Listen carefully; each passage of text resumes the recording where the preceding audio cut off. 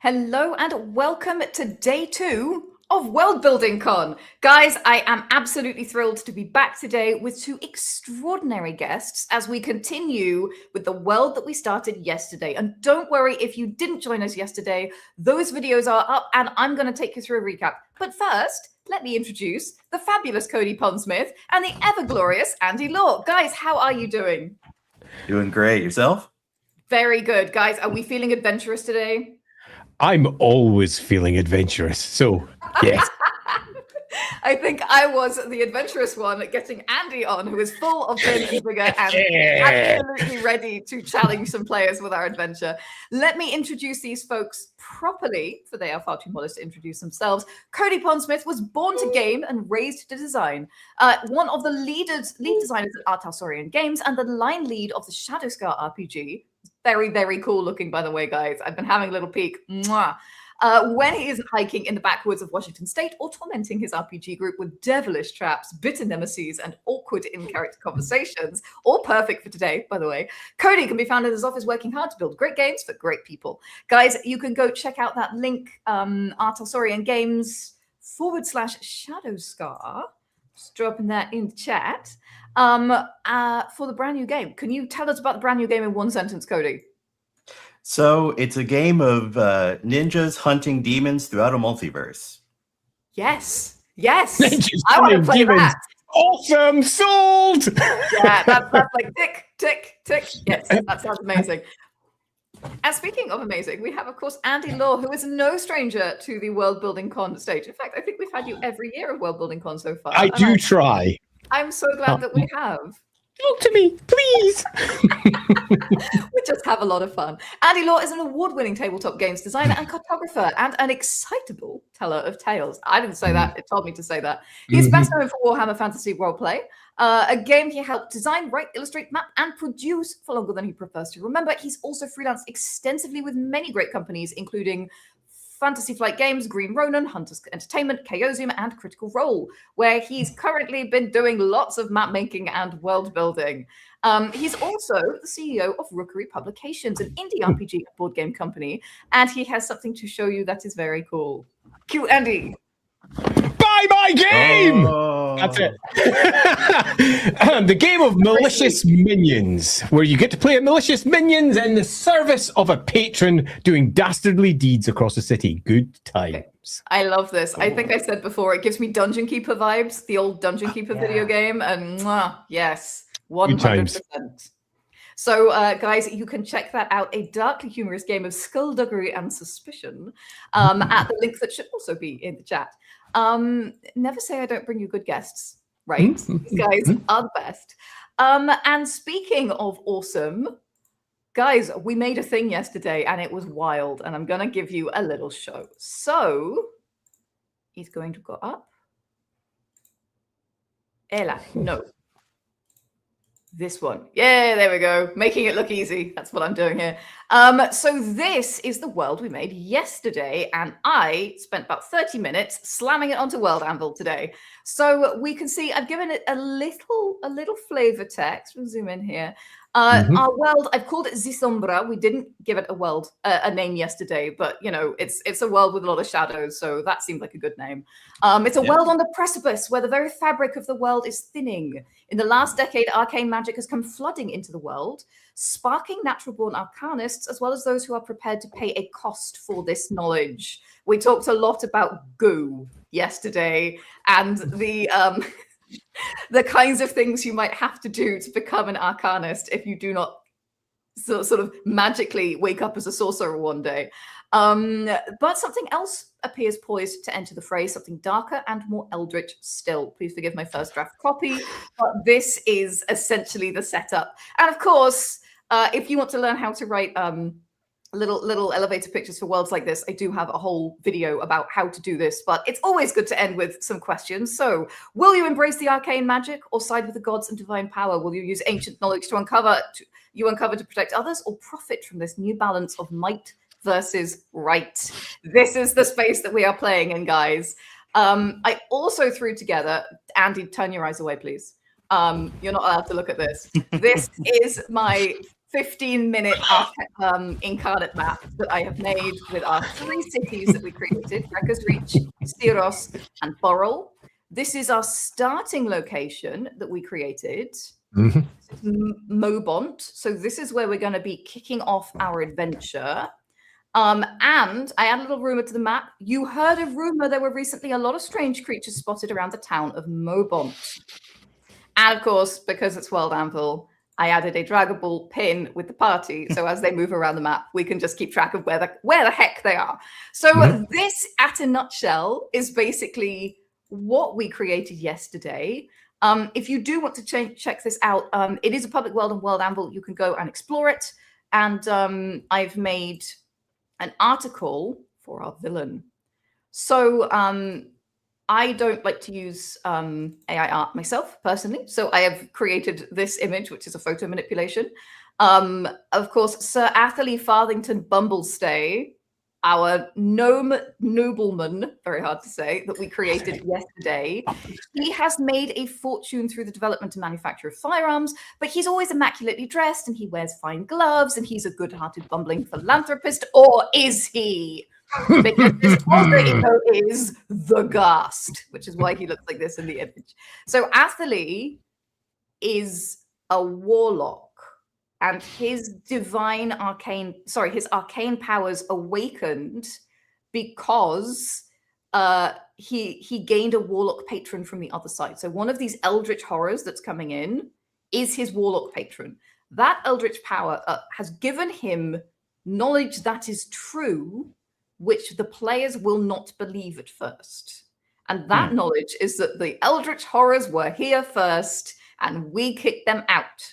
So we're setting up a long campaign arc that maybe reveals 10 adventures from now, but we're giving it a little tease now. So that is why Atherley wants to open a portal to allow the eldritch horrors to return. Because A, it will make his magic stronger because he's going to have a better connection to his warlock patron. The Wi-Fi is better, basically. Yeah. But it also means that he's righting a wrong that he believes was done to these eldritch horrors. So we're setting up this very weird situation where somehow the eldritch horrors are the good guys. But we've committed, so this is happening, and our players are going to have to make a choice. We don't have to make the choice right now. So this is the important bit for today. He has already found an ancient laboratory where they were experimenting with eldritch stuff, essentially. And there is a tiny tear in the fabric of the veil there that was being used for experimentation. So what he's doing is he's trying to abduct people. If they're not already arcane users, he's converting them into arcane users with this weird goo-based ritual that has not yet been defined. We have that privilege. But he's got goo. He's got goo. He's got arcane goo, guys, and he's not going to use it. You might even say he's got the goods. But then you wouldn't say that because that would be a terrible thing to say. No, you would say that because that's awesome.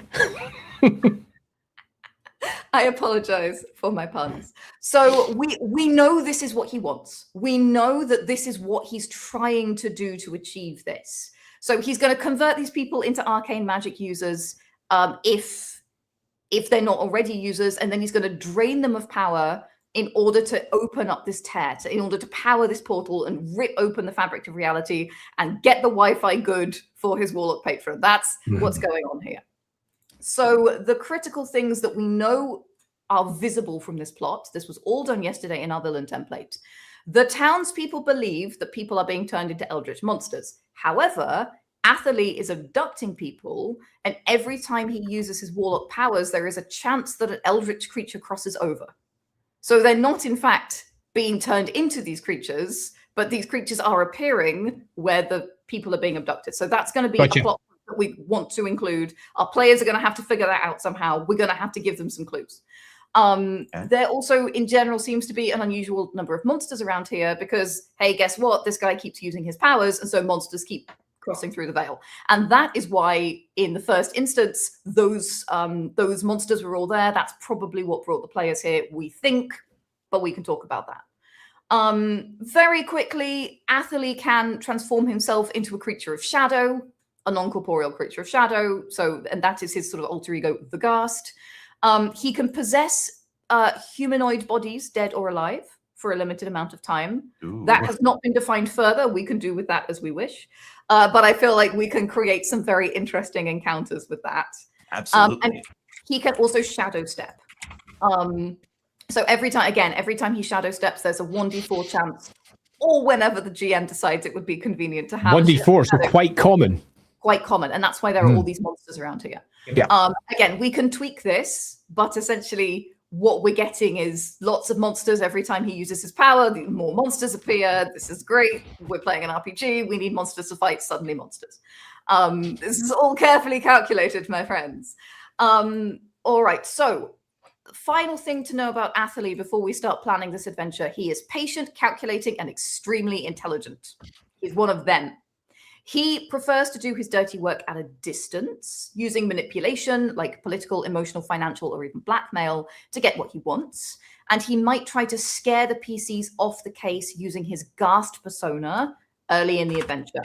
So we will probably see Atherley as a benign NPC, and we will probably see the Ghast as a scary thing. And at some point, the PCs are also going to have to figure out that those two are the same person. Exactly. So we've set up what's going on, but we still need to figure out how the adventure is going to work. We did define that he has two bonds, his warlock patron and his ward. And we did define, because it's always good to give villains something they love. And we did define that there is a blood sacrifice that will be needed as the final step of the portal, because, you know, Always is. Because there always is. what is Eldritch Horror without a wee blood sacrifice once in a while? And he will sacrifice his ward if he can't sacrifice the PCs to make that happen. Okay, fair enough. So we've defined that would be a very good kind of Pyrrhic victory for him. And he also, because he has Shadow Step, he probably will get away and become a repeat villain. We are thinking, we've put a lot of effort. You would hope. Bad guy, we kind of want him to come back. You never know what's going to happen, though. You never know what's going to happen. If the PCs just sort of one-shot him, you're like, oh, right, okay, well, that's him, I guess. But then, of course, we can have the ward pick up his evil plan and continue. So we have ingredients we can use now. Essentially, we've got things we can play with. And finally, Atherley cannot resist showing off his intellect. He's very smart. Okay, fatal flaw. He kind of wants people to know it. He likes to play with his prey. It makes him feel superior. And he might drop hints or leave clues, feeling smug in the knowledge that no one is smart enough to understand. This is the villain we have created. This is the dude we are dealing with. Now we need to figure out what it's going to look like as an adventure.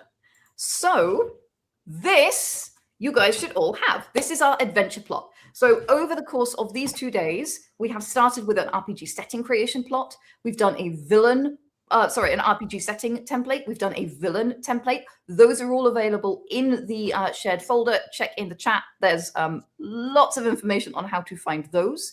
And they will walk you through. And if you go and see the streams from yesterday, go watch them later. Stay with us for now. You can see us walk through that with experts as we create what you've just heard in a nutshell that we have created. So this is the vibes. Let's have a look. So the hook.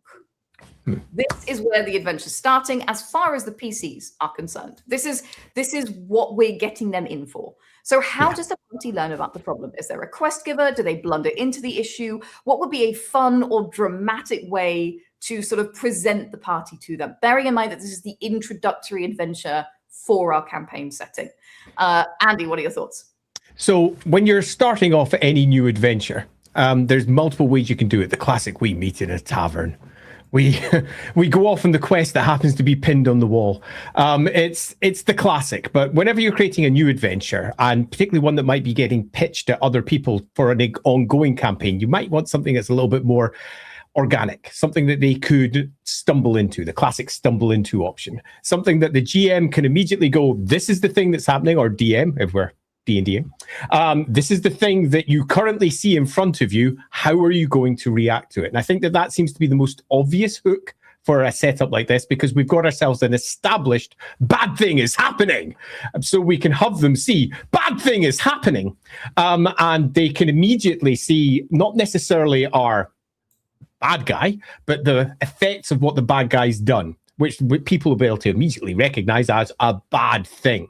And whatever that individual event is, the obvious one seems to be some sort of eldritchy thing doing something nasty, which will introduce them to the NPC who's getting something nasty done to them, introduces them to the concept that the eldritch horror is a clear and present danger because it's doing something.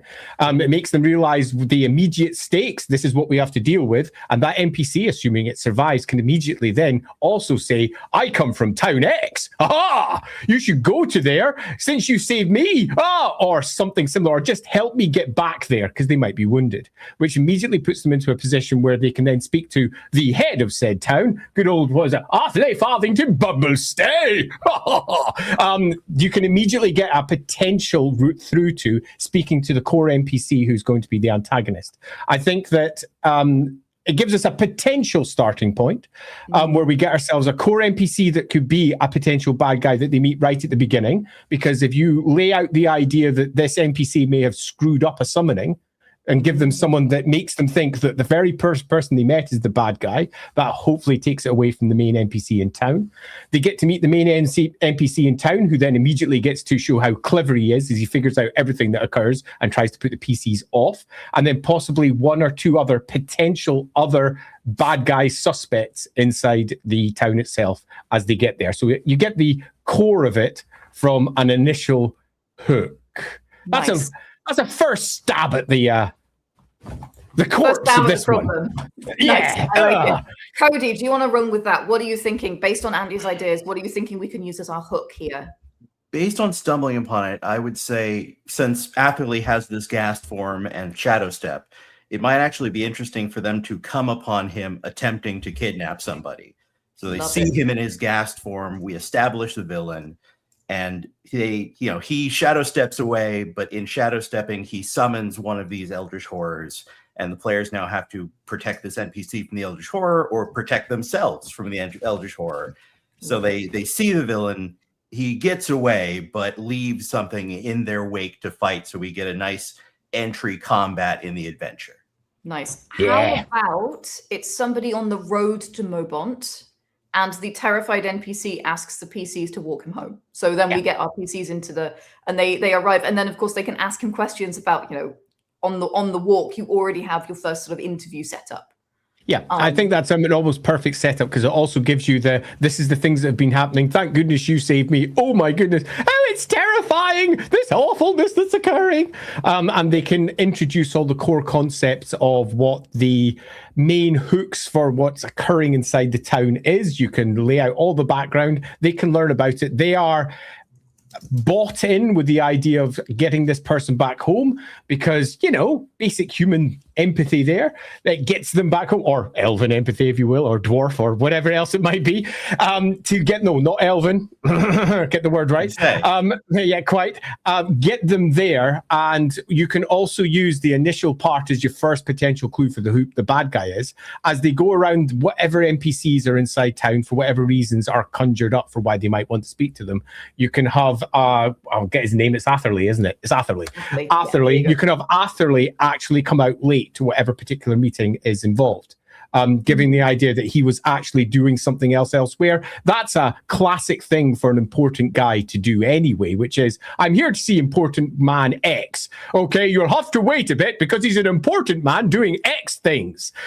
So there's a reason for the delay inside their heads already, because he's important. But the real reason is he was off doing kidnapping stuff and being a bad guy doing bad guy things. And he's desperately trying to get back in time as he comes out adjusting his bow tie or whatever else that he has. As he sits down and feels super, super clever because he's managed to outwit these idiots. They think that this shadowy guy is something else completely, and he can sit there and be smug as all hell. as he sits down and then talks to them, which gives you a really fun character for a GM to play, where you get to feel really smug because you're super clever and they're really stupid and they don't even realize what's happening here, which matches his character pretty well. But I think it's also important that we have at least another couple of other NPCs in the mix here, so we have someone else to blame before you head off to the dungeon. Absolutely. So we haven't set up a lot of Mobont Town yet. What we do have is just a reminder: there are no elves in this setting. Elves. Yeah. There were ancient elves. There are no modern elves. Just for everyone, because it's a slightly odd setting that we made. Shockingly, we made a weird thing. Who would have guessed? So let's take a quick look at Mobont, our settlement that we made. Here we go. So we know that there are geothermal springs. The buildings look suspiciously new and haphazardly thrown together. This is because there is a lot of tectonic instability in this region. There is a mine. This was originally a mining town. The mine itself is older. We know that there is a mayor of Mobont, and we know that in Mobont, magic has been banned because it causes too many problems. It's new. It's like people keep waking up as sorcerers and setting their beds on fire. It's a chaos. Like they don't want the drama. So they've just said nobody is allowed to use arcane magic here. You can be a magic user, but you can't use magic. So that also puts our PCs in a spot where if they do use magic in public, they're also going to be in a crunch. This is also something we can use if we want to put them in that hard place. If we want to make them have to use magic in the open, that's a thing that we can do as well. So that's a sort of TLDR on our starting town. You can find the link for that here, by the way. I've just dropped that in the chat. So if anybody wants to kind of explore this world and what we've built already, that's right there. So let's go back to our template. Setting up the location. Now, this is one of those situations where we might not want to fill this template out quite in order. But if there are things that we would like to add to our template, like do we want to add a tavern? We know that there are mines now. So is there anything else off the bat that we're like, we need this thing? We know we need that. Do you want to go first, Cody? It might be interesting if we have this idea that arcane magic is banned. There would be assumedly a certain amount of reliance on divine magic, since that's old and established. Yes. So it might be kind of interesting that perhaps the NPC that you save from the ghast, feels the need to go back and pray to the gods, as obviously they sent you to, set you in their hour of need to help them escape this monster, and that would allow us to set up a key location, but also possibly sort of a smaller faction in the town. Obviously, sort of the priesthood, which could be used as a positive faction to kind of give you information and aid, or even it could be manipulated behind the scenes, or someone there could be a double agent of sorts, perhaps worshiping these eldritch horrors alongside Sir Atherley. Yes, absolutely. And that also brings in this is something I love to do in starting adventures, and I'm sure that you guys do this as well, where what you really want to do is just gently touch on all the most important bits of the world so the players know what's available to interact with. And divine schisms have been a problem for the last century because the gods give magic, but they don't give a lot of instructions, and there's an awful lot of different ways that people keep trying to worship the gods, and a lot of them are not so good. So that's a really great idea. I love that. We're going to have... Please, go ahead. I was going to say, how about combining that with the natural springs that are in the area and combine it with a bathhouse? Okay, so we've got ourselves a divine bathhouse, perhaps, and also because this world has got a strong edge of snark against the apocalypse, it can be used to create a whole host of uncomfortable humor where people are possibly having to take this wounded person into the divine waters. Nakedness is always something that makes people feel a bit antsy. Okay, we're all going to have to wear towels as we're suddenly thrust into an unexpected bathhouse scene. It can create humor which can turn into almost slapstick or alternatively just embarrassment style humor, depending upon the GM at hand and the players at hand and what they prefer. But we get ourselves an opportunity to then introduce a very clear second NPC, which would be our cleric-y type, who would, the Son of Sin, who would be there to be potentially one of the suspects in the we need to figure out what's going on. So your first suspect is the person wounded. Your second suspect is the person who's inside the temple and is the important figure who is there. And I think that works pretty well, and it immediately gives you the core tone for the town that you're moving into as well. I think the only other thing I would add on top of that, if we want to get Atherley in, I would suggest that there is in this component some sort of discussion as ways to stop them. And Atherley, who's already attached to firearms and building up his own weapon shops, it could be, well, maybe we should be approaching him. Maybe he has something he can do to provide active support and defense to this. At the moment, he hasn't been. There's been a lot of talk. He hasn't actually done anything yet. Perhaps he could be directly involved, which gives them a reason to go over to him. And it's the first loose hook to try and get them over to that. And then hopefully you can add another couple of hooks elsewhere where eventually Atherley has so much magnetism that they're drawn to him and they have to speak to him at some point. I love this. I love all of this. We're starting to get ideas for our scenes already, which makes me very happy. So this will be in the investigation stage. We have these sort of scenes that we're going to plan out. And we already now have some ideas for these. I've given you slots for 3 scenes in this. You can have as many scenes as you like. I will say, make sure that they're moving the plot forward, these big set piece scenes. Always. So that it's not just faffage. But yeah, you can add more if you need more. I just put 3 because that seemed like plenty for the template to start with. So what's in it for the party? In the initial stages, we've already said there is a certain amount of sort of, they find somebody in trouble and we hope they have, mortal decency. What else? How else are we going to motivate our players? This, by the way, absolutely is a thing that if you're playing around a table, you know your players and you know the characters, so you can tailor this. But what are some ideas we could use? Cody, what are your thoughts? Well, if we're walking into this mining town, this old mining town, we have obviously a powerful person in Atherley who's got a weapon manufacturing business. So that's a possibility, and it would tie us into Atherley. Yeah, it could be that your players are, if they help with this problem, either Atherley has promised or perhaps the mayor has, suggested that they could get powerful weapons, enchanted firearms, things like that from Atherley.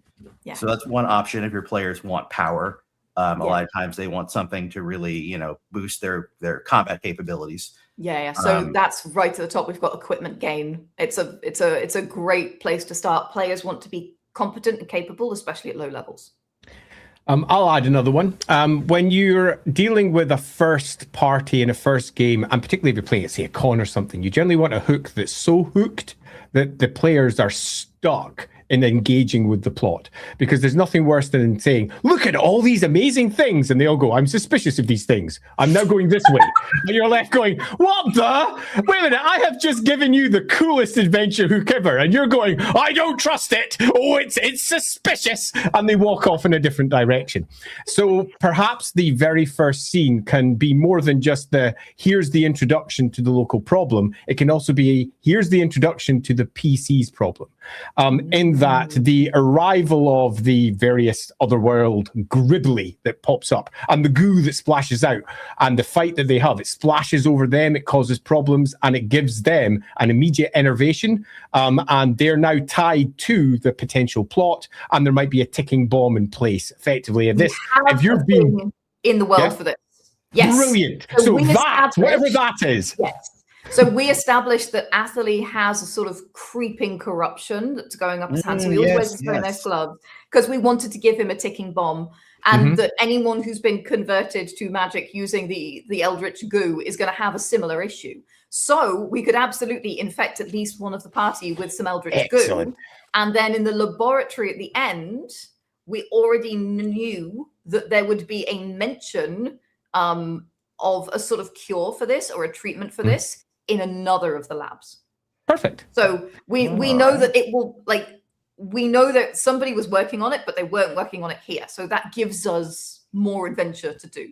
Perfect. So that being the case, it gives you the players immediate personal stakes to tick off the little box. And personal stakes are usually the best motivators for beginning groups. Because their character, it's theirs, and they've got to make it live because that's what we have to do. Oh no, my character's in danger. So I think that's probably quite a good one for a beginning adventure, at least. Yeah, I think that's great. You can absolutely, in a world like this, flex moral or deity gain. This is a world with very chaotic religions and deities. It would not be odd that your parties have a divine magic user. They may be trying to gain favor with their god. The god's favor is kind of odd in this world. So yeah, I mean, think of it as an anxious attachment style, I would say, and it's that space. Then perhaps attach that directly to bathing in the waters. So giving a second extra potential hook, because these are divine waters that they're slipping into. And if you want to make it a little bit silly and farcical, they could all smell of fart as the various sulfurous gases are lifting out of it. I have to go into this divine water to hopefully get rid of this horrible corruption. I go into it, it doesn't lift, but maybe the goddess or the god or the thing in local importance goes, but go sort it yourself, son. Get out of there. If you wish to have direct divine influence, or it could come in a dream or a soporific trance thing that arrives, if that's the general angle for how this world works. Yeah, absolutely. So we have some ideas there of how we're going to get our parties involved. It's a good idea to have at least 2. I think we've got our bases covered quite well. So let's move on to the investigation. I did see somebody asking how to port all of this over onto World Anvil. Each of these templates has a section where it says all done. It's got little information about where to put all the bits on World Anvil. So from the beginning, it'll tell you which bits go in the meta and which article templates to use for which things. It'll guide you through everything. It even shows you how to upload your map. So yeah, it's all on the template. And in the future, I will make a video about how to put it all together as well. But yeah, that information is there for you to have. So let's get to our investigation stage. How many plot beats do we think we're going to be dealing with here? We have the people are being abducted, and initially we thought they were, and initially it's believed that they're turning into monsters. Plot beat. They have to put Atherley and the Ghast together. We could make that a thing that only happens at the end. Like that could be the big dungeon reveal, for example. So that might be something we want to leave for later. But we definitely said there would be a scene in Atherley Manor, right? Like going to talk to Atherley, going to figure out, like, can he give us guns? Can we get guns to fight the Eldritch things? What's going on here? So what do we think? I think the Manor would be a good spot for that. I feel like I've already answered the location question. And it's a good chance to see Atherley at home and maybe drop some clues from the get-go. What are some clues that we could use to kind of spark already a little bit the weirdness around Atherley? Oh,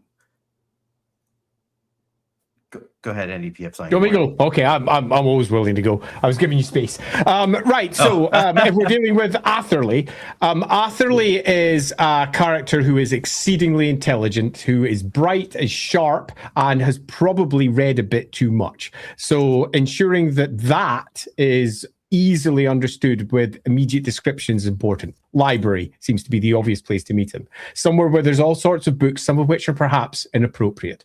You want to make sure that he isn't the only one who has clues dropped around him, but you want to make sure you definitely drop a clue or two, something that makes them go, okay, this is who this guy is. He also is someone who is deeply interested in these abductions. He seems to be that sort of guy. Well, of course, I'm very interested in them. You can almost hear his desire to be helpful. I'm a bit old to be dealing with this sort of thing myself. So again, a push for the PCs to push them out and get them elsewhere so he can watch them from a telescope at the top of his workshop as they're going about town and just chuckling to himself because he's a big-headed idiot. So that's quite fun. On the inside, though, I mean, do you want more than one clue? Because you don't want to give the game away. I think No. one's probably enough. Absolutely. Okay, the books is probably enough to go with to give them a bit of a shape. I agree.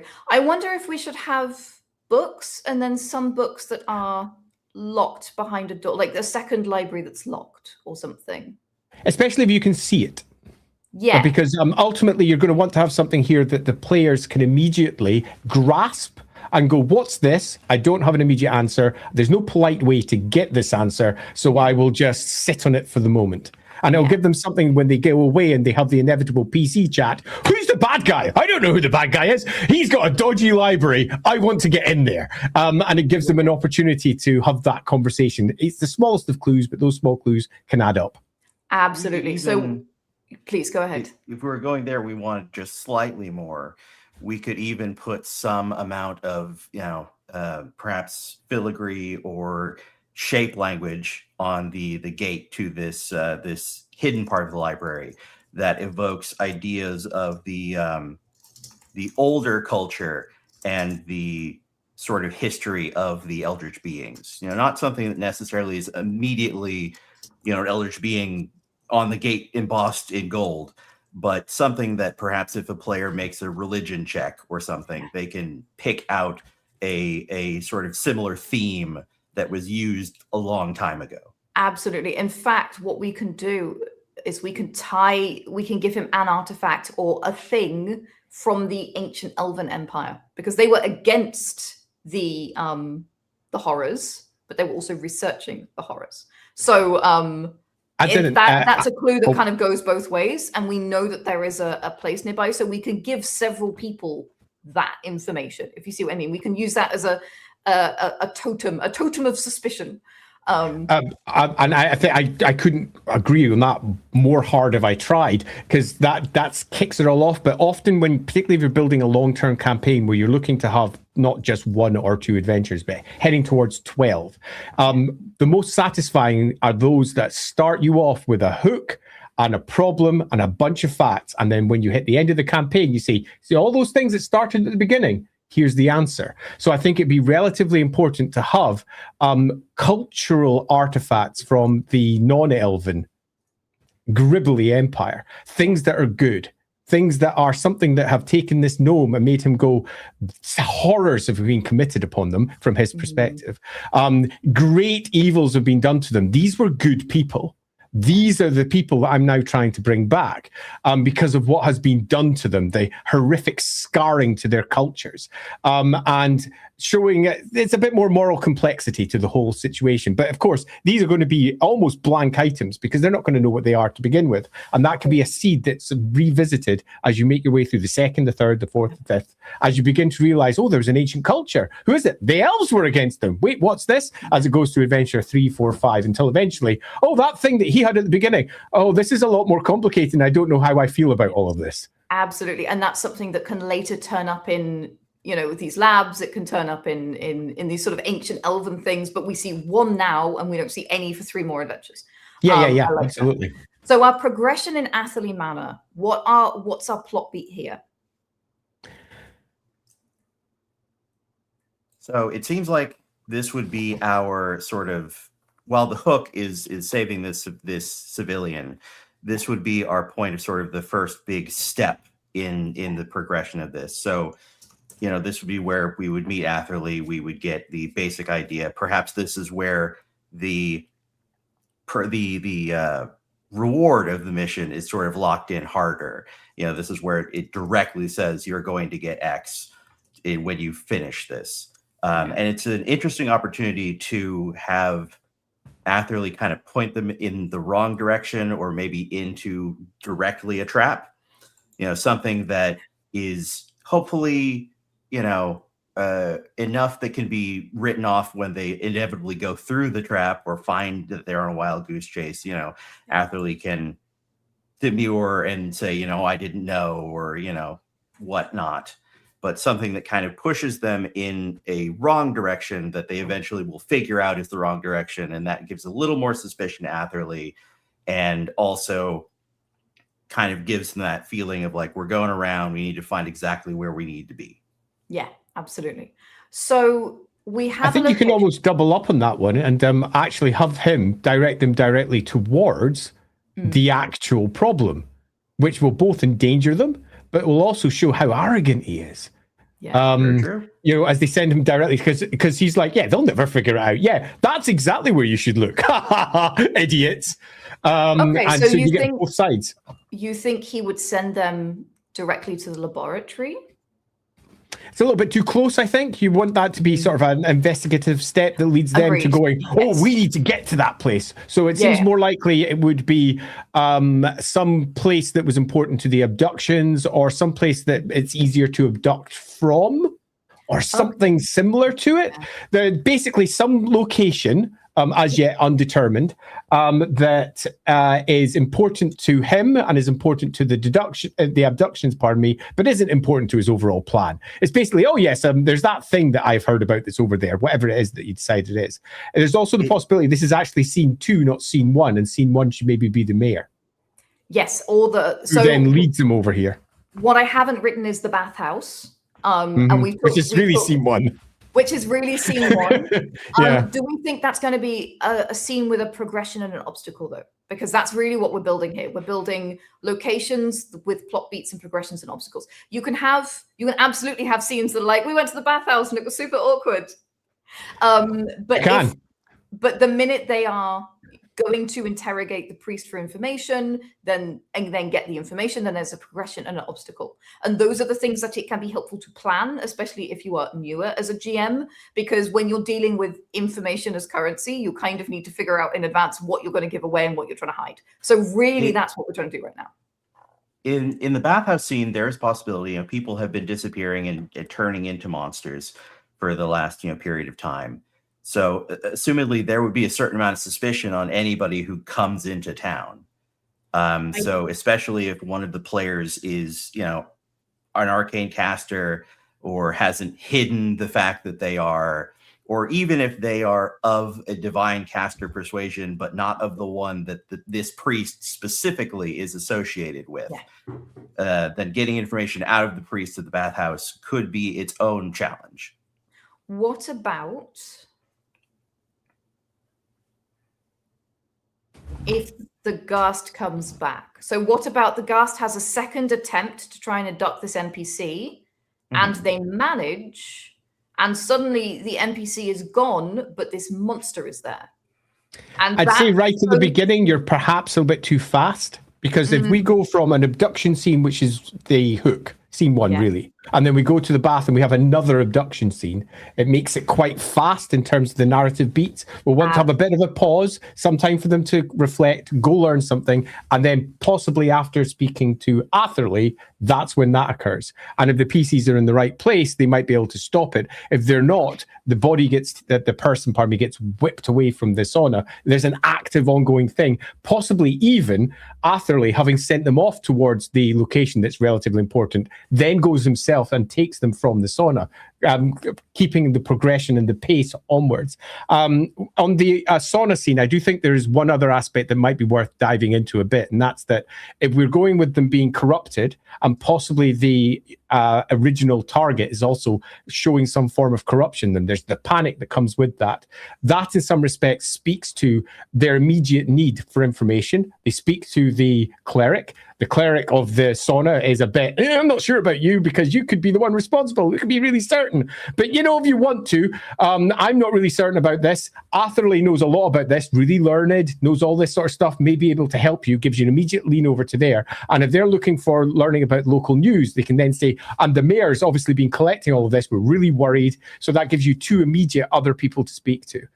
You've established, I think, 4 key NPCs. Your NPC number 1 at the sauna, who's potentially a suspect, so you'd want to drop something slightly dodgy there. Your NPC number 2, the mayor, who will almost certainly be standoffish because of them being outsiders and possibly being responsible, so really doesn't want to talk to them, makes them immediately suspicious, because we all know PCs hate anyone that doesn't want to talk to them. And then we've got NPC number 3, our actual bad guy, who's providing them with help, is really endearing to them, which will, again, for some PCs, immediately go, don't trust them. But the goal is to try and make everyone untrustworthy until they've dealt with everything. And then when they're dealing whatever the next step is, which is presumably going off to where Atherley sends them, the abduction then occurs. That person's gone. That's the one Atherley intends to use for the sacrifice as well, so you can make it personal. They know them. They've spoken to that person for some time. So that means that there's a pressing need, and they come back to the horror of the person that they've grown to know and like now being gone. Then the next step is, how do we find them? Yes, absolutely. Very nice. I like this. And because there is a corruption, it can be a track investigate. It can simply be, there's weird energy coming from this body. Let's follow the weird energy and see where it goes. And that can lead them to the dungeon. So it's not super complicated and sophisticated, but it is a first adventure. You could also really spin this out if you wanted. You could add 3-4 more plot beats between, like, we found the body of the NPC and we have found the final dungeon. But that kind of gets us along the track. Yeah. So what I'm seeing is there is a sauna scene where the progression is gathering information from the priest, and the result is they will get sent to Atherley and the mayor. And the obstacle is that the priest doesn't trust them because they're strangers.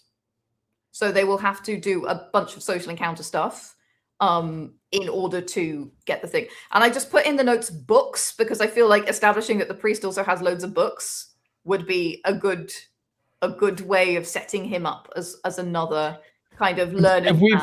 If we've got books as the core component for Atherley's character, I'd look for trying to do it in a slightly different way. So present it differently, but effectively have the same outcome. So perhaps rather than books, it's hanging tapestries showing stories of old, or perhaps it's inscriptions in the side of the walls of the stones of the hot waters. In the background. Yeah, and it's all carved into or some otherwise depicted in paintings, frescoes, or something similar, which very much surrounds this relatively holy figure with possibly even images of awfulness from the past. The Great War that first occurred, because it's always good to try and reground the setting into the PCs who are playing it for the first time. So the war of the elves against an unknown enemy, right at the very beginning. And they're the bad guys, as in the unknown enemy. But I'm pretty sure that the unknown enemy would consider the elves to be the bad guys, those imperial colonialists that they were, coming in and taking their land and doing whatever they wish to do. So that sets up the core detail of the setting, and also gives them something to ask the priestess about. What is this? What is that all about? Or the priest, or whatever it is. And grounds them into the setting, plus surrounds that cleric with slightly dodgy stuff that they may be involved with. Absolutely. I love that. So we had a suggestion of tile mosaics for the bath, which I love. So I'm adding that. Thank you, chat. Very appropriate. Very Roman. Yes, I'm here for it. So we have a sauna scene, and then we have the Atherley scene. What is the obstacle in the Atherley scene? How is he going to make it difficult for them? Spot the bad guy is the obstacle. But realistically, how are we going to encourage our players, challenge our players? Well, it might make them feel active. See, it's another social encounter, but it might be interesting that, depending on how we want to present Atherley, just getting him to take them seriously might be a challenge. He is this egocentric, man. He obviously, thinks lowly of everyone around him. So it may be that, the players having come in from out of town, being low-level adventurers, have to even, work a little bit to get him to really pay full attention to them. Okay, interesting. So there's another social encounter there. I wonder, what if we put a doorman mook? So what if does he? Is there a ward? Is there a ward? There is a ward. So possibly pull in the ward, and he can be the obstacle, because we don't want, if we can avoid it, we don't want each of the NPCs to have exactly the same "you're strangers" outcome. Yeah, we can have a ward saying "you are not worthy of my master," and we can flip the situation on its head and have Atherley be utterly, almost overwhelmingly congenial. I'm really happy to help them because they're idiots. I'll help you. Of course I will. So we can flip it on and make him almost beautifully nice for the PCs to deal with in comparison to that horrendous priest who was just being a pain in the ass and not telling us anything.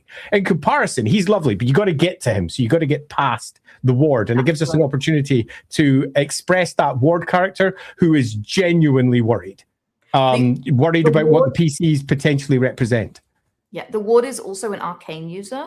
Oh, so we even can better. have them use a spell against them that they have to resist. So we can turn it a little bit. We can do something that's not just another, we have to convince somebody.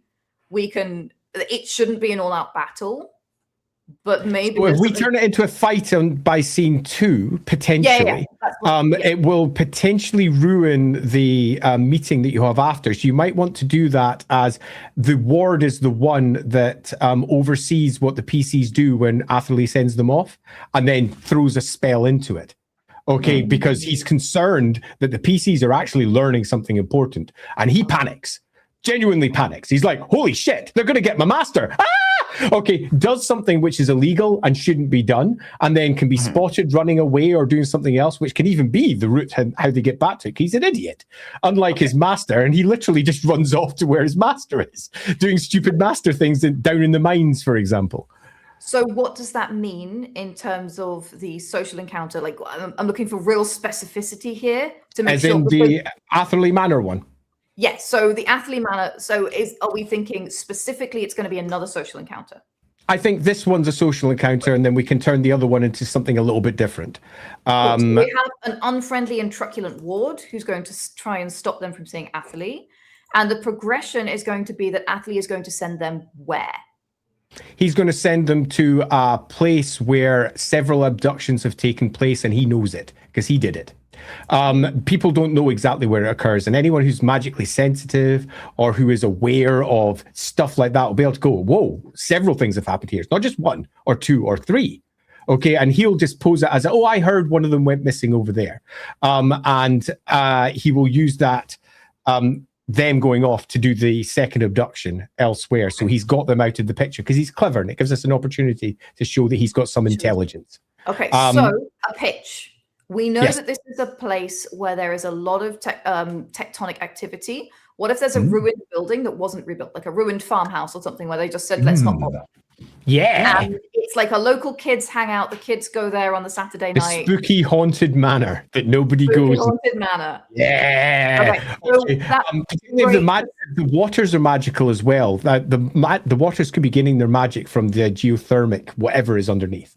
And the fact that this is broken because of various tectonic nonsense could be also something that's made it a bit magically weak and has made it more useful for Atherley to do his naughty job and spirit people away from there. But the fact that nobody's going there at all has made him a little bit more desperate. So he started trying to pick off people in the outskirts, which is why we get ourselves our very first abduction.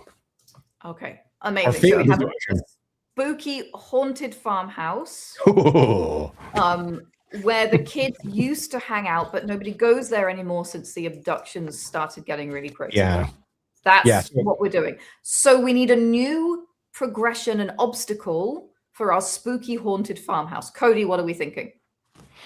Well, as far as obstacle, I think this is an opportunity for them to walk into a trap, basically. If multiple people have been kidnapped at this place, there are going to be otherworldly horrors there. And they could even be lurking, otherworldly horrors love to lurk. So, the players may not even necessarily know that they're in for trouble until they're already in it. They're too deep in the manor to just immediately run out. Yeah. As far as the progression, this might be an opportunity to Atherley doesn't leave a lot of trail per se, but depending on how you want to play it, you could talk about residual magic that can be seen with like detect magic. Yeah. That might be tied into specifically these otherworldly beings, since he's getting his magic from this great old one. It can have corruption. It could be tainted with that corruption we were talking about. Or you could even have, since kids used to hang out here, It could even be that, there is a child who witnessed one of these abductions and hid away because there are now all of these monsters lurking around the area, so they're hidden in a cupboard somewhere, waiting for these monsters to leave, and you can find them, and they can have the moment of, you have to get out of here, there's monsters, and then the monsters show up, and when you deal with monsters, you can talk to the kid and get a little more information about this abduction. What do we want them to learn from the kid specifically? What are we thinking? Kids seen previous abductions can confirm the shadowy figure that they saw at the beginning is responsible for it. So that gives them a second point of affirmation that they're following the correct trail and they are in the right place. The kid can also perhaps lead them to believe that somebody was almost yanked through rather than turned into something. So we've got ourselves our first real, maybe it's not the corruption that turns them into this other thing. Maybe I'm not heading towards that. Maybe it's something different. So it adds a little bit of mud to the already slightly murky water. And that being said, the kid would really like a key fact. I think that's quite a key fact. The fact that it's not a replacement, it's an abduction. Yes. And then that's when we can have almost the trigger point for the ward to go, shit. Okay, and we can either then have the throw out of the spell if we wish to show that they're willing to use magic, or alternatively, he can just run as he scarpers out the place, which will be heard by your average PC group, at least in some fashion or another. Yeah. And they tear off, which gives you a potential hook towards wherever he decides to run, whether it's back to the manor or just down the mine, where I presume is the obvious place where various bad guys are doing bad guy things. Because it's always the mine, isn't it? It's going to be down the mine for the dungeon, which could be used as an immediate link if you want to keep this nice and simple as a neat plot point. Or alternatively, he could run off somewhere else just to have an extra step before you get down into the mine, depending on how you prefer to do it. Yeah, absolutely. If we're committed to this, to some extent, what might be interesting is the mine is a solid option, but there may even be some opportunity to have an old, sort of ancient ruin underneath the city. There's some description of these old ruins, and this tectonic activity could have sort of buried the area. So this is known to have happened in the nearby city, and it's perfectly possible it also happened in Mobile. That absolutely fits for the world building. We've established that. I love it. Yeah, that's great. So particularly if you throw the mine as red herring. Yes. Because you could actually have the guy run down the mine because that's how he gains access to those points, and he's vanished. Yeah. And they can't find him down the mine. So you can give the expectation that the mine is going to be some sort of, we're about to do the thing. And down there's just some giant rats for them to kill some giant rats because they're first level guys. They kill a few giant rats and a slime or a blob or something. But there's no sign of the dude, nor is there any secret laboratories or anything else, because there's no obvious way out of there. And then that leads them coming back. And you get an opportunity to have another couple of conversations with the rest before sending them down beneath through whatever route that we take to get them down below. Yeah, absolutely. So what we have now, to recap, is that they're coming. I'm very, very excited about this. It's great. What we have is the PCs coming into town, witness an attack from this ghast character that is seeking to abduct an NPC. He shadow steps away and summons an eldritch horror. And the PCs are left to deal with an eldritch horror, and they have an NPC who's terrified that they're going to escort into town. They might be splashed with eldritch goo. The NPC might be splashed with eldritch goo. Nobody likes being goopy. So they go to the baths. In the baths, they will meet the priest. They will gather information. They will have to convince the priest to trust them. The more the priest trusts them, the more he will say. But what he will definitely do is send them to Atherley and the mayor, because he doesn't trust them quite enough to really tell them the goods. We haven't included the mayor's scene, and I think that we can... I think the mayor's almost an easy, simple step scene. The mayor is very much get out of my face, nothing to do with me. Go and speak to Atherley. The mayor sounds like a character who might promise them a fiscal reward if they fix the problem. And that seems to be good. And I think that that that's not a thing that we need to make progression obstacle for, because I think that is going to be an easy one to like add into the mix, give flavor and everything else. I think that's perfect. Yeah, we haven't talked about things like taverns. There should be a place for them to stay. They should be able to have some social encounters there and get the vibe of the place. This is not something that we need to plan out in a scene. This or is the adventure, but yeah, totally. Yeah, exactly. And so Atherley will send them after, where are we? Sorry. After a uncomfortable social encounter with the ward, Atherley will very friendly send them to this abandoned farmhouse. Go to your death. In the abandoned farmhouse, they will walk into a terrifying trap full of horrors. They will also, at some point, either before, during, or after the encounter, meet a kid who's been hiding out there, who has seen the previous abductions and will reveal that the people are in fact being abducted, not changed. This is a critical piece of information. They will also finally be able to sense the residual magic around the horrors with detect magic, with tainted corruption. If they couldn't do that the first time, they are first level PCs. We're giving them a second chance at that. And then they will be able to trail the ward into the mines. And I think that the next steps are really obvious and clean. They have whatever fight we decide that they have in the mind. They can't find the chap. They come back to town going, dude's gone. The abduction has occurred at the bathhouse. They go to the bathhouse to find out what happened. And that's the point where the priest becomes less truculent and says, okay, yeah, fair enough. There are ruins beneath this town. And there are all these things. There is a way in down there if you really want to go check that place, but seriously, I wouldn't. And that gives you the next obvious step down, and that will take them down towards the dungeon for the dungeon adventure, and immediately sets them up. Yes, absolutely. And that's really where we want to deliver them, is to this dungeon space. So after fighting some giant rats, we will have an event trigger. Event triggers are very useful in adventures, where you can be like, shh, something has changed. And you can hold it until it's the moment, and then that's sort of the final pinch point that will get them through where we want to go. So if they are clearly enjoying themselves and want to go do small side quests and talk to NPCs, they could do that. But at some point there will be the abduction, and that is what's going to spur us to our final thing.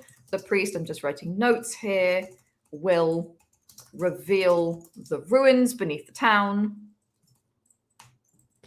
On the trigger of that one, I think if we're wanting to reinforce that Atherley is clever and scheming, that we would want to do it when he definitely knows the PCs are engaged elsewhere.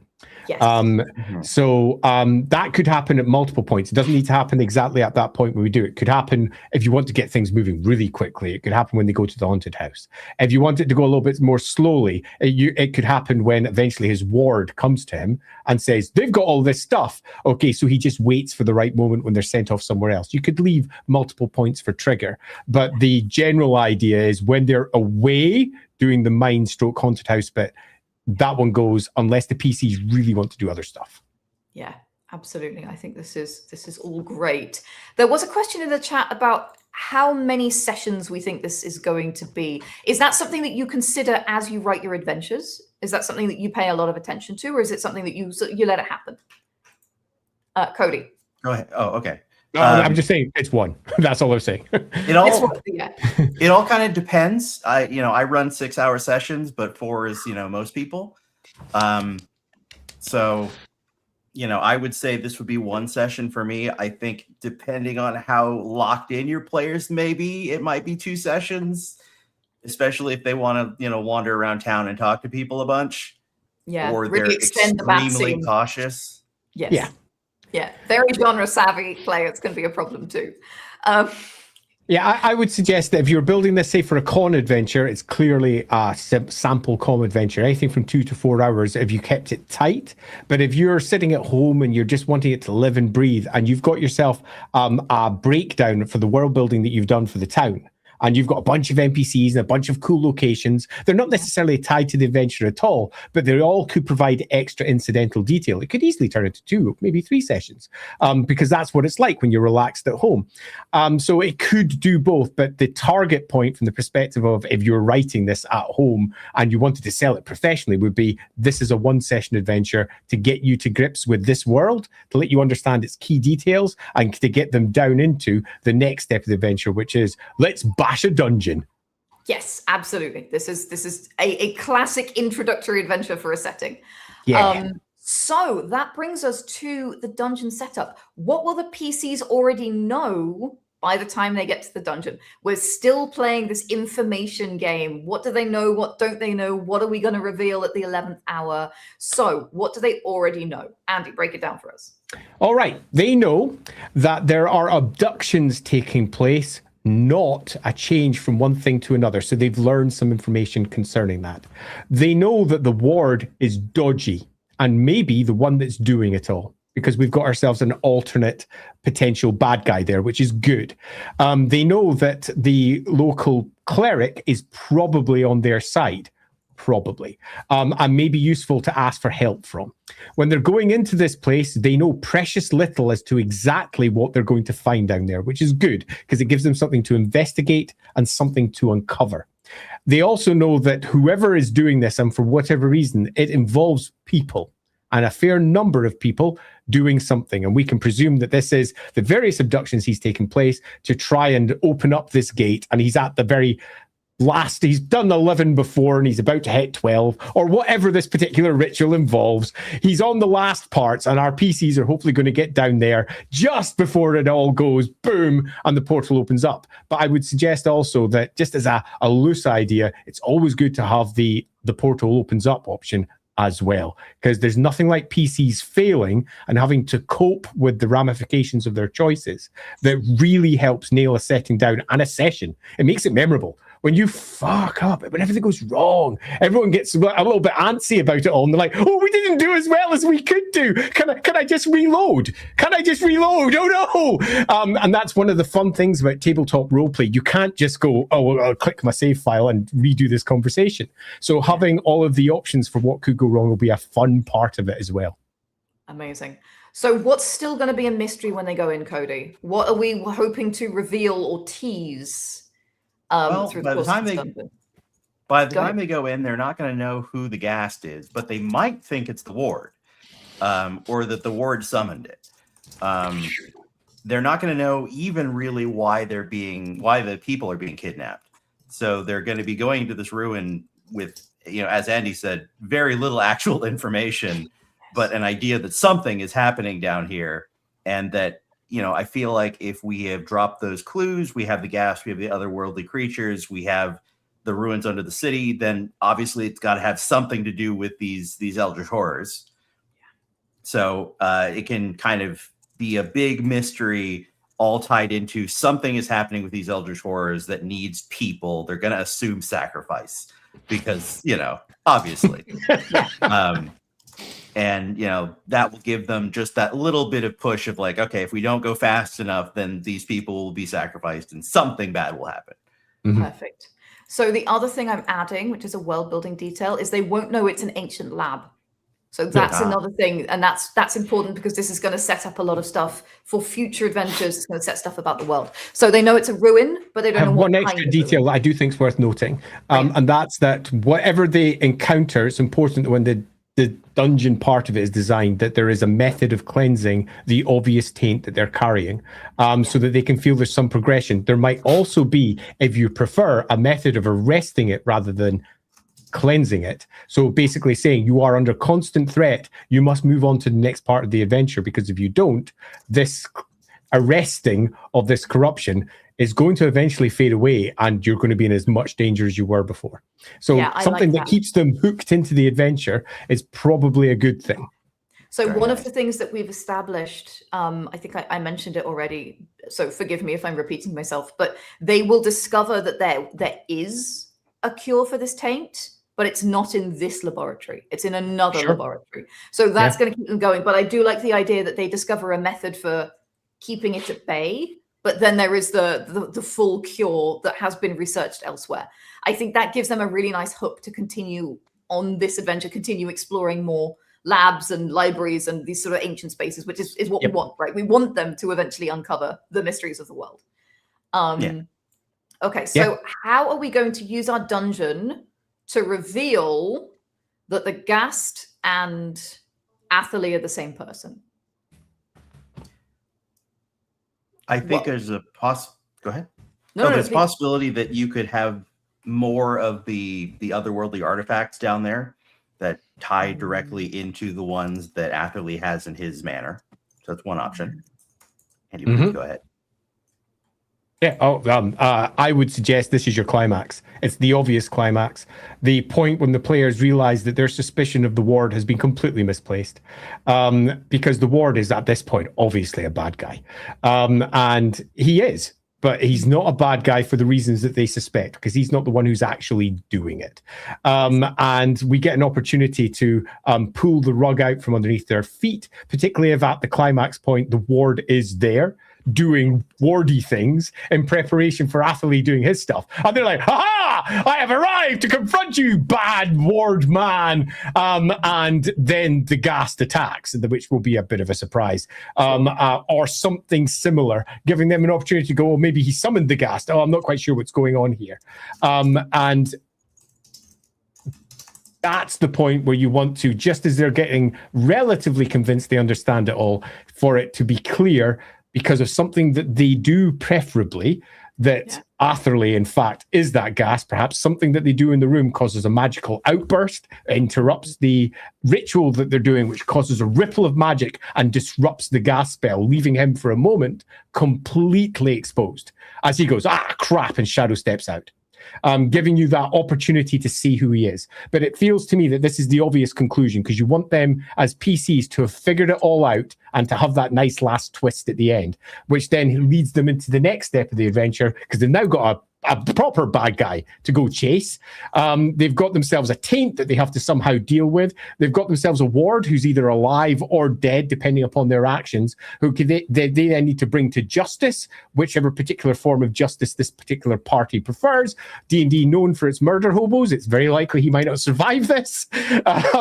There's lots of fun ways that this can be concluded. The dungeon that leads to it, I agree completely with Cody. It should be effectively a bunch of small locations, all of which subtly tell the story that, hey, he's the bad guy. So each one is sort of saying that without saying it at all, but saying it just subtly enough so that they never go, oh, wait a minute, the bad guy's going to be that dodgy gnome that we spoke to. It should be enough that they go, oh, the bad guy's the guy from that manor. Yeah, so what we're talking about is perhaps a book, perhaps a trace of gunpowder, or a dismantled gun, which we know could just be any gun, but he's the gun guy. So, this is a world where people do have guns, people do have firearms. So we're going to use some gunpowder. I'm just making sure that we have very tangible things, because I think that's very helpful at this stage in the adventure. Also having we don't need to know where they are, but we need to know what they are. And having a clean passageway found that leads to the mines. So they can go, oh, he went here, definitely. Oh, we found it. We're in the right place. We rock. We're so clever. It wasn't because the cleric told us that he was here. It's totally because we figured it out. PCs love to figure stuff out. So giving them the opportunity to make that obvious link. So they've got the link, and they can also go back out in that classic, you're playing it as a computer roleplay game where you go back out into the old dungeon. And you're like, oh, I've just arrived in the mines. Oh, I'll have a look around. Did I miss anything first time round? Because it links in. You could possibly even have them have to deal with another set of giant rats, because you're a horrible dungeon master and you deserve to be shot. But that could be a fun little aside too. Really nice. Okay, I like where this is going. The other thing that we want them to discover eventually is the plot. The fact that he is opening a portal, the fact that he is using these people, that he's converted them to arcane users if they weren't already, and he's now draining them. So we're going to need to set that up as well. Probably the final, the depth of the dungeon, the heart of the lab, that's going to be the space where they see the layout and go, oh, this is what's happening, I'm assuming. Yeah, absolutely. Yeah. So we have our twist, which is Atherley and the Ghast are the same person. And we kind of have a second twist, which is, oh, that's what he was doing all along. He was trying to open a portal. And also, it's not the Ward who's the obvious choice, which is a very clean twist. Yeah. Yes. So we've got a couple of things that the PCs won't expect. So what I wrote here is, your PCs think they have it all figured out. So how will you surprise them? I think we have that covered. We know how we're going to reveal these twists. So let's talk about the epilogue. This is the last bit of the adventure where we fought the big bad. They've got away or they haven't. The portal has opened and we've had a big battle, or we destroyed it at the 11th hour. We could see how the PCs manage with that. How does the world change? And how do we want our PCs to feel about it? Cody, what are your thoughts? Well, I think for one thing, I think that they have the opportunity to find out about that goo ritual. So we can finally put paid to what that ritual actually is and how it's done. And that gives an entirely new context to arcane magic.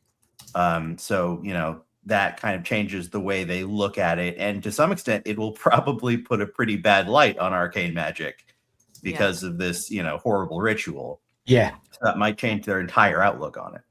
Yeah, and it might also justify the current prejudice against arcane magic, which as the adventures then progress onwards later, you realize is perhaps not quite as, clean cut as this early adventure suggests it might be. And in fact, arcane magic is nothing like what they're suggesting it is. So it's always good to lead them down thinking that they've got a particular story beat in place, and then finding out that as you learn more, that gets undermined.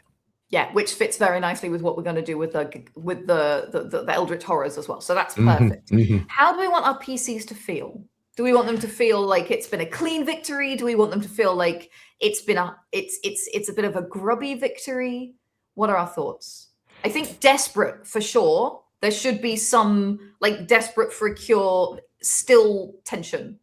Yeah, the tension is clearly still there.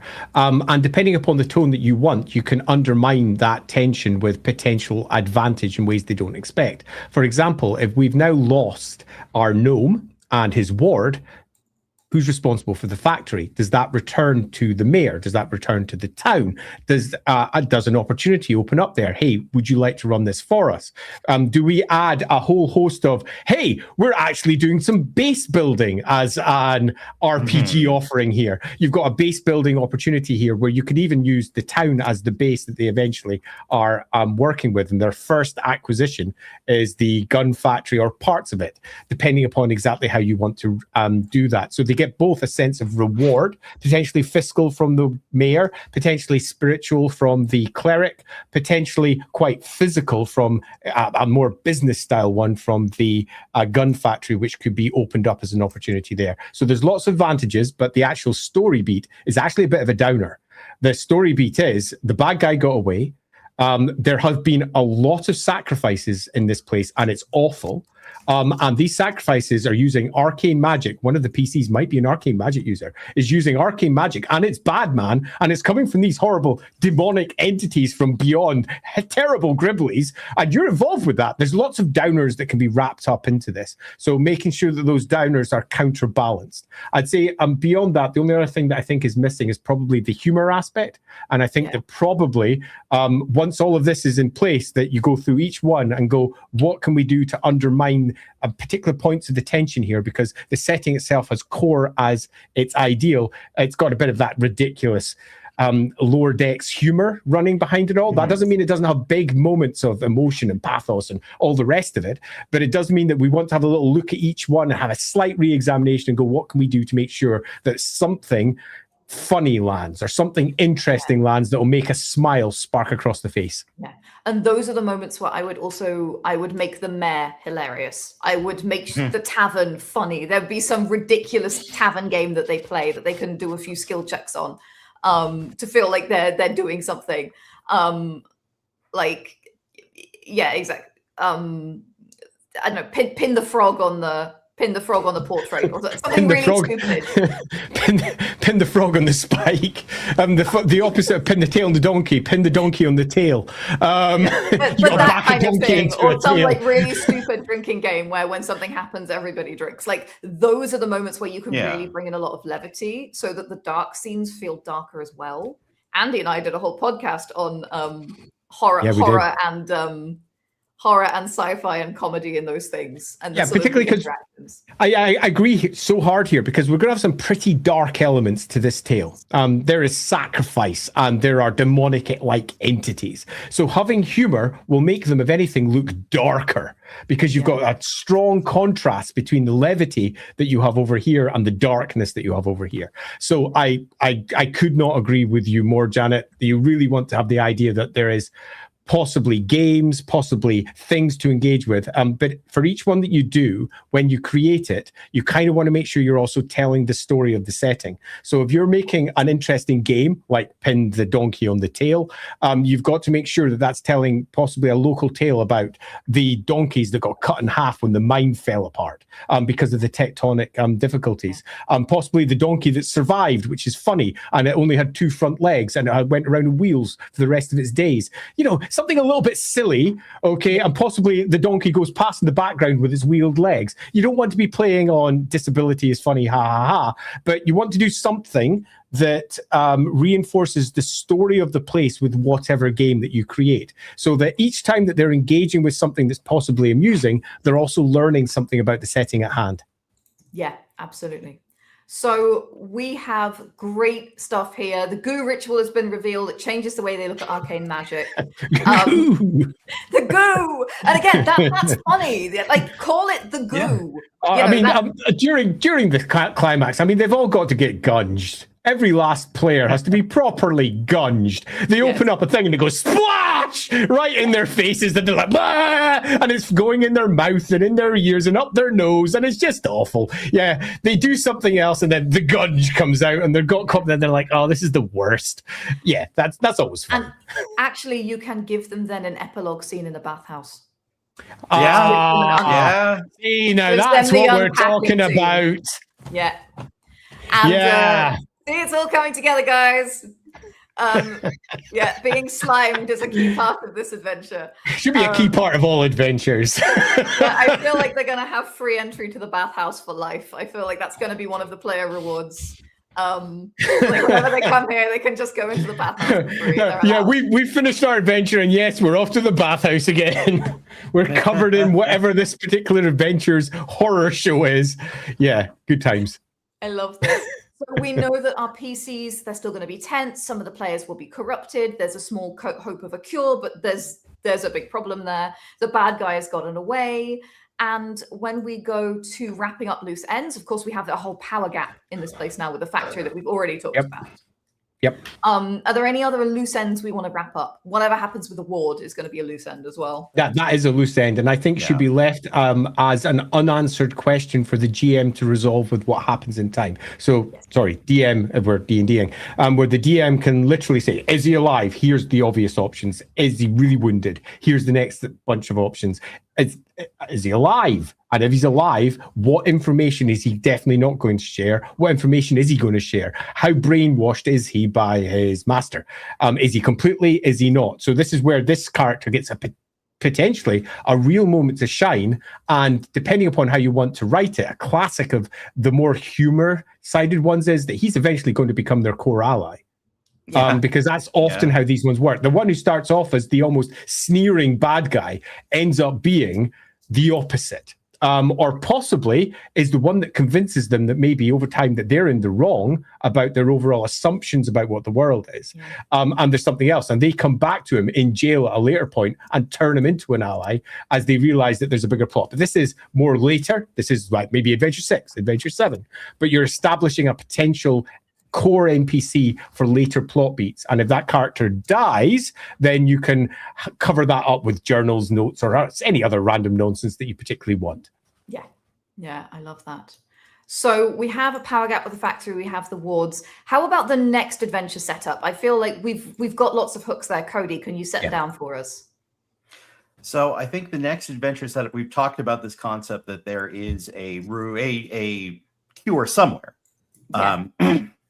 So the obvious next adventure setup is you need to get to where this cure is, where this ancient lab is. And you could put that, just about anywhere, and really tailor it to the experience you want to give. You maybe keep that in the mountains and they have to go into the deep ruins, or they could take it down to the marsh village, Wrecker's Reach. Maybe it's real far and they have to go down into like a half flooded ruin down on the water side or something like that. Yeah, absolutely. And there's a lot of opportunity to get them where you want them to be, essentially. This is a nice way to be like, oh, actually, I think I want to do a city adventure now. Let's get them in Burrell. Or I want to get them down to the plains because I want them to explore that bit because we want a change of scenery. So let's put them let's put it somewhere around Syros and we can get them there. And this is the beauty of, running your own adventures rather than using a campaign off the shelf, is that you can decide, you can test the temperature with your players and be like, are you bored of the mountains? Let's go to the swamp. Are we bored of the swamp? Let's go to Syros. Like you can move them around like that in a way that, when you're writing for publication, as all three of us do, you try and make good choices, but you just have to try and trust that the GM is going to ignore them when it's better for the party, I think, right? Yep. Yeah.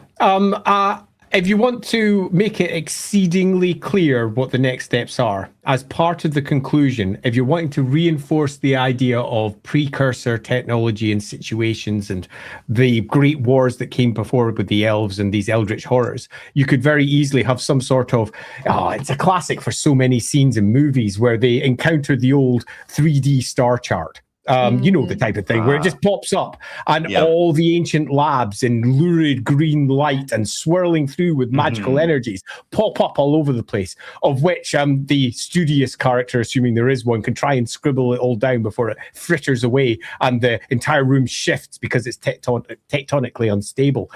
So we get an opportunity to try and take some notes, which is just enough for them to then possibly even have not one, but 3 or 4 next steps that they could go to. One could be town 1, one could be city 2, one could be out in the plains, giving them the freedom to not feel like it's railroaded. It gives you the opportunity of an early first adventure, which is just set the scene, get them in. It's not railroaded, but it's a pretty clean, do this in order. And then they're given the freedom to feel like they can go anywhere in the world. Yeah. And the doors are open, where in truth, it's more of a, 1, 2, 3, 4. There's only 4 options, and each one's going to occur in whichever way you particularly map those out. But it makes the game feel so much more open. And it's one of the strengths of role-playing games over some other games, particularly tabletop ones, where you can just create everything that's needed according to the situation at hand. Yeah, absolutely. And again, you can see how I've done this just a pin on World Anvil, where I've added a rumor. You can do exactly the same thing on a map, where you just give them the visual. This is the map. These are the ones you know about. Maybe in those you will find even more information, but you'll have to go and see. And then, of course, when they get there, they're going to have to go through the same steps. They're going to try and investigate and try and figure out where this place is, because they've seen it on a map, but they don't know where the door is. And that's how your adventures proliferate, essentially. And one last final point, if you are thinking of doing it as a multi-threaded approach rather than a single-threaded approach, if you do follow that route and you're sticking with they're slightly corrupted option, you can tie that directly through. They've got a slight time limit that's pressing upon them. Each one provides a different part of the overall solution towards finally getting their cure that they're looking for, and arrests it in different ways, meaning that every time that this adventure plays, it will play completely differently. Because if they go for option 1 first, they might find that it recedes slightly, but they get a disadvantage. If they go for option 2 first, they might find it's entirely arrested, but they're no longer capable of doing something they could do before. Each one does something different until eventually they get to the final. And it also means that when different people talk about having played this adventure, they all go, well, I did that. Oh, I did this. How did that turn out? Like this. And it turns into a talking point. Not only memorable situations for the people who play it for the first time, we are creating proper memorable moments, because that's what roleplay is all about. Creating something that 5 years later, you go, you remember that time we did that? We blew up the world? Oh yeah, it was great. Memorable moments around the table that will forever stick with them until the day they eventually can't play anymore. But it will also turn into memorable moments to compare with others if it's an adventure that gets shared with other people. I love this. Amazing. Great points. So folks, at the last page of your template, you will find there is a how to start world building course. It's completely free. It's on World Anvil. It takes the work that you've done in your setting template and expands it in 10 lessons. It's really easy to follow, and it will help you build your world even deeper.